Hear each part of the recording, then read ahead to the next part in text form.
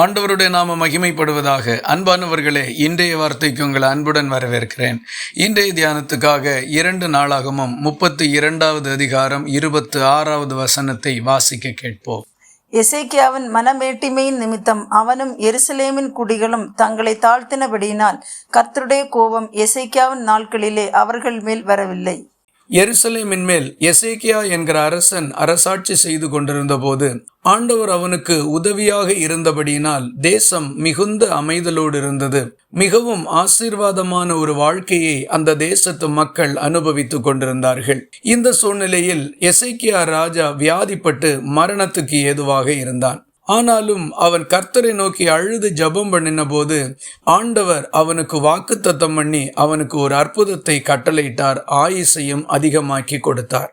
இந்த காரியங்களின் நிமித்தம் எசேக்கியா தேவன் தனக்கு செய்த உபகாரத்துக்கு தக்கதாக மனத்தாழ்மையோடு நடந்து கொள்ளாமல் மனமேட்டிமை அடைந்தான். ஆகவே அவன் மேலும் அந்த தேசத்தின் மேலும் தேவ கோபம் மூண்டது. இதை அறிந்த எசேக்கியா ராஜாவும் அவருடைய தேசத்து மக்களும் தேவனுக்கு முன்பாக தங்களை தாழ்த்தினபடியால் கர்த்தருடைய கடும் கோபம் எசேக்கியாவின் நாட்களில் அவர்கள் மேல் வரவில்லை.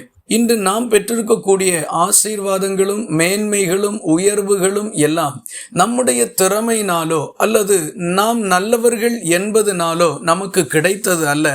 தேவன் நம்மேல் வைத்த கிருபை நிமித்தம், தயவு நிமித்தமும், குறிப்பாக நம்முடைய சிறுமையை பார்த்தது நிமித்தமும் அவர் நமக்கு கொடுத்தவைகள்.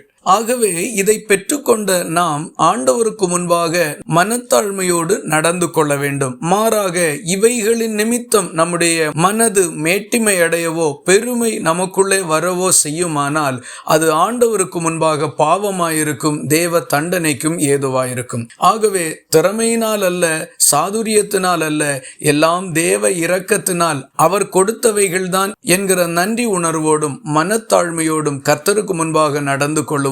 மேன்மைக்கு முன்னானது தாழ்மை என்கிற ஆண்டவருடைய வார்த்தையின்படி மேன்மேலும் நம்மை கர்த்தர் ஆசீர்வதித்து உயர்த்துவார்.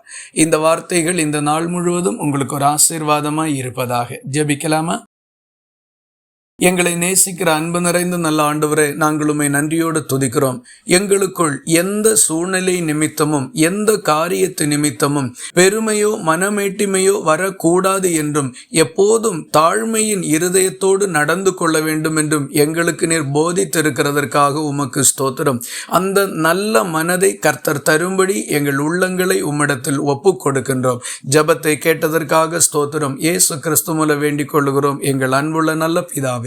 ஆமேன். கர்த்தர் தாமே உங்களை ஆசீர்வதிப்பாராக.